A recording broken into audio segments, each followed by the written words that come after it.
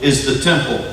And in the center of the temple is the Holy of Holies, the place where God resides. And so God is at the very center of His creation.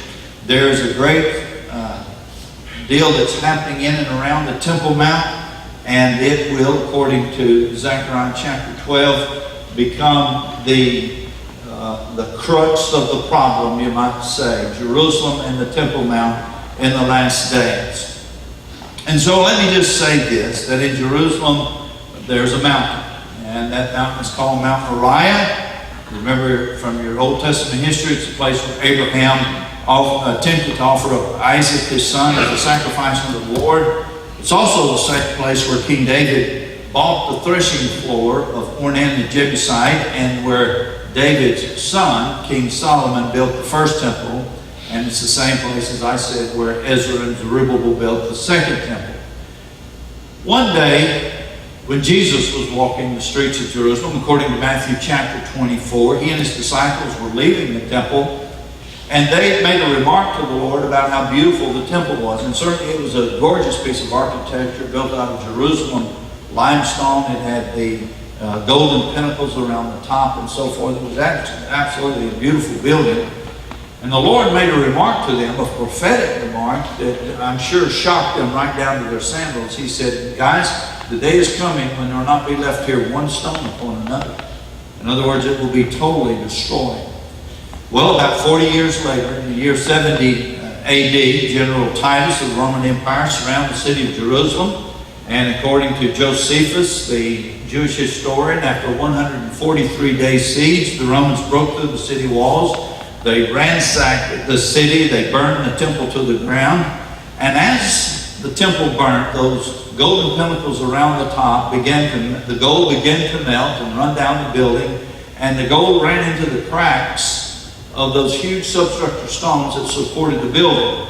And so after the siege was over with, those Romans greedy to get at the gold literally dismantled the substructure, the foundational stones that the temple was built upon to get to that gold. And so it came about just exactly as Jesus said, not one single stone was left upon another.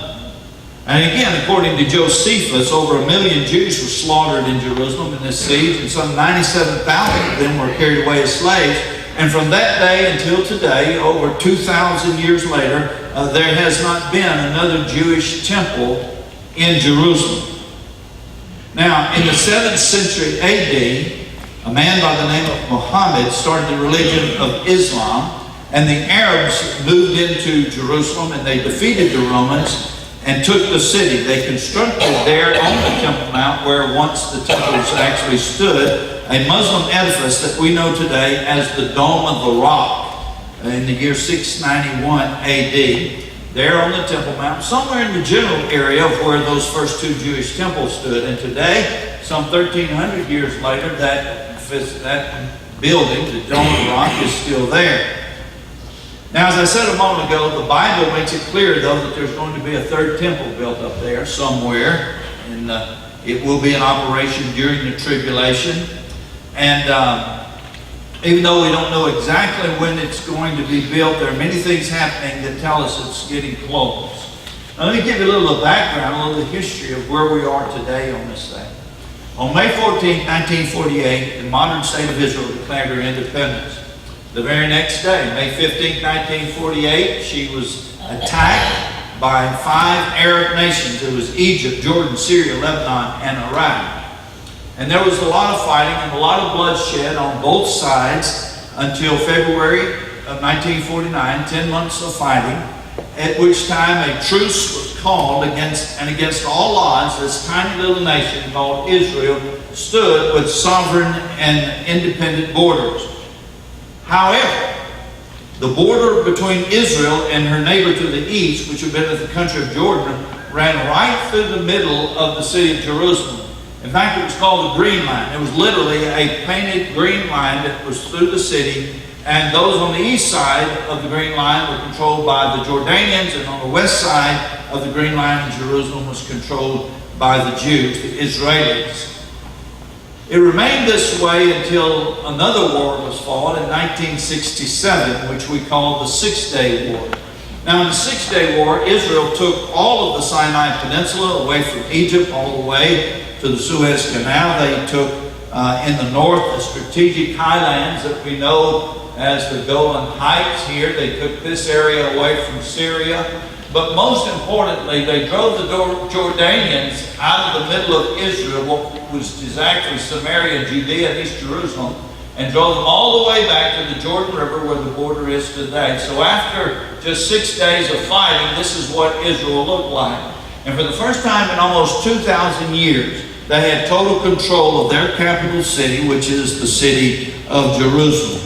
Now there were some people at that time who advocated that they should destroy the Dome of the Rock and begin building their third temple. But there was a very famous general in the Israeli army in 1967 by the name of Moshe Dayan. I'm sure some of you remember Moshe Dayan. And he said, we dare not destroy the Dome of the Rock because it will create a jihad against the Arab nations. That's a generational war that goes on for many years. And he said, at this time, Israel is simply not able to fight that kind of war against all of the Arab nations. So the Israeli government decided to, quote unquote, keep the status quo. Now what that means is that even though Israel as a nation controls all of Jerusalem, they decided to voluntarily give a kind of subjugated control, you might say, of the Temple Mount area. And they allowed the Muslims to continue to have their worship there on the Temple Mount. And here's a picture of what we call the Temple Mount, all of this area here. This is a Muslim mosque on the southern end. It's called the Al-Aqsa Mosque. And here, of course, is the Dome of the Rock. But all of this is considered the Temple Mount area.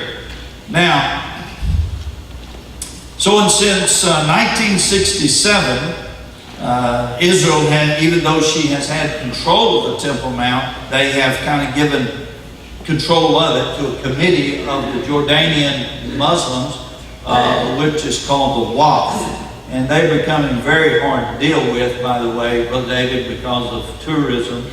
They're very finicky. They'll open and close at odd times and do all sorts of things to make it difficult for tourists to come up onto the Temple Mount. One year we went up there with a group. We hadn't been there 5 minutes, and they just decided to close it down. And so they come and told us to leave. And I said, well, why do we have to leave? We just got here. And they wouldn't even answer. They just said, leave. We had to leave. And this time we went up. In years past, we always tell our tourists, now you can't carry your Bible when you go up there. They don't allow that. You can't carry a hymn book. You can't pray. You can't sing a hymn or do any kind of worship up there. They say if you do that, you're desecrating their holy ground of Islam. Muslims feel that way. And so, but this year, they wouldn't even let us carry a Bible up there. We could carry a Bible in the past as long as we didn't open it up. You just keep it in your pocket or your purse. But this year, they collected our Bibles. They wouldn't even let us walk up on the Temple Mount with the Bible. So it's getting more difficult for people, tourists like us, to go up onto the Temple Mount. They're getting very hard to deal with it. But even though the temple wasn't built in 1967, as some opposed, about that same time in history, they began to develop these temple movement organizations like the Temple Mount and Land of Faith Israel Faithful Group. Probably the most famous temple movement organization is known as the Temple Institute. And they are doing everything they can to prepare for the building of the third temple. For instance, they are making all of the furniture. You remember the temple, as you went through the front of it, which you couldn't do because you wouldn't be a priest, but as a priest, when you went in the front room, there were only 3 pieces of furniture. On the right was the table of showbread. On the left was the menorah, that's 7 lampstands, about 7.5 feet tall. And in the middle was the altar of incense. This is the picture here of the menorah. And all of those things have already been built, and they're very, very valuable. In fact, when we were in Temple Institute this year, I was listening to the guide as he told us about the menorah, and he mentioned that it had 45 kilograms of 24-karat gold in its construction. And I took my little phone out, my calculator, and I started calculating. I figured 45 kilograms, that comes to about 99 pounds of pure gold. And 99 pounds of pure gold at about $1,500 an ounce, that comes to $2.4 million worth of gold in that one piece right there, the menorah. In addition to that, of course, like I said, you have the table of showbread, the altar of incense. You have all of these vessels that are used in the rituals. All of those are very, very valuable. Most of them made out of gold or silver. And so, but they have made all of those things. They're all prepared. In fact, at the Temple Institute, they're on display.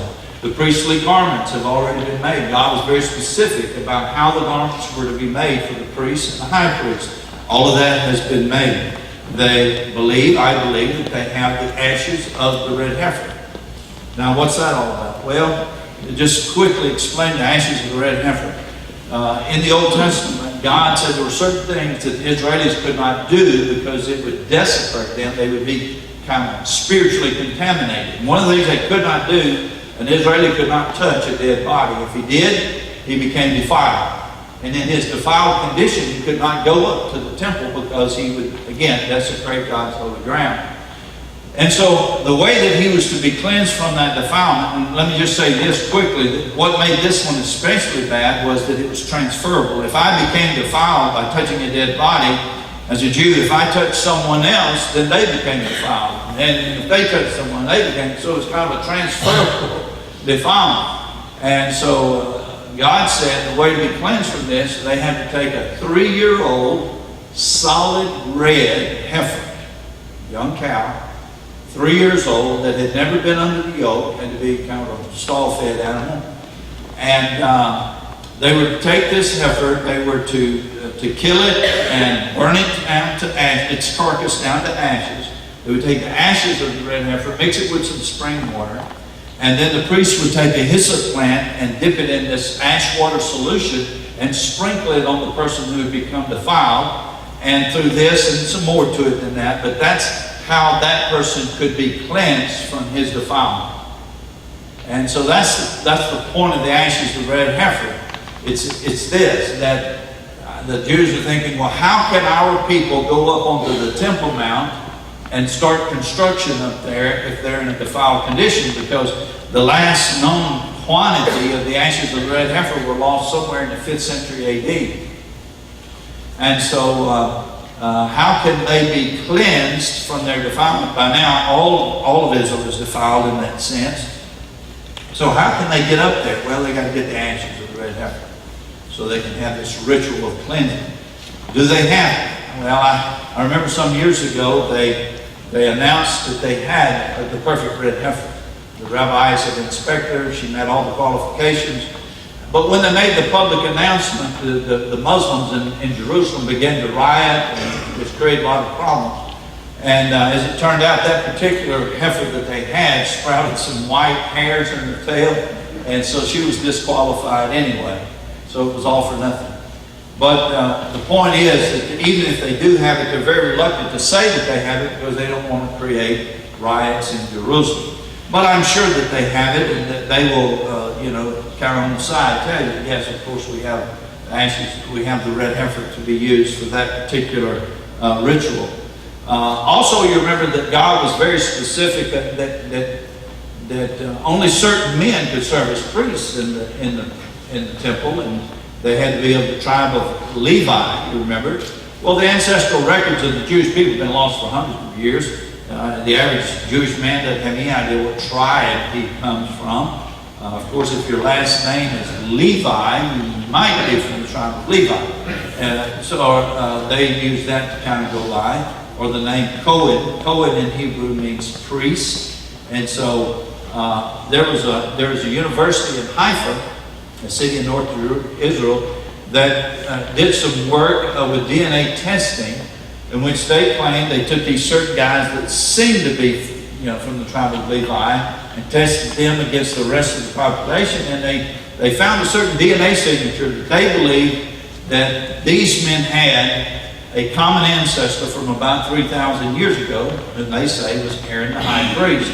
And so, is that accurate? I mean, can they really tell that these guys are Levites using DNA testing? Let me give you a real good DeRidder, Louisiana answer to that. Oh no. I mean, I'm not a scientist. I don't know if it works or not, but the point is they believe it, and they're using it. And they have already established a registry for the priests. They've established some yeshivas. That's a kind of like a seminary where they're training these priests for the rituals to be used in the temple. And so they have already got the rotational service set up and all of that stuff. So they've got the furniture, they've got the vessels, they've got the priestly garments, they've got the red heifer, they have the registry of the priesthood. They're very excited because everything is prepared. They have the architectural drawings. They've got everything ready. The musical instruments have been made already. They're excited. We're getting ready to build the temple.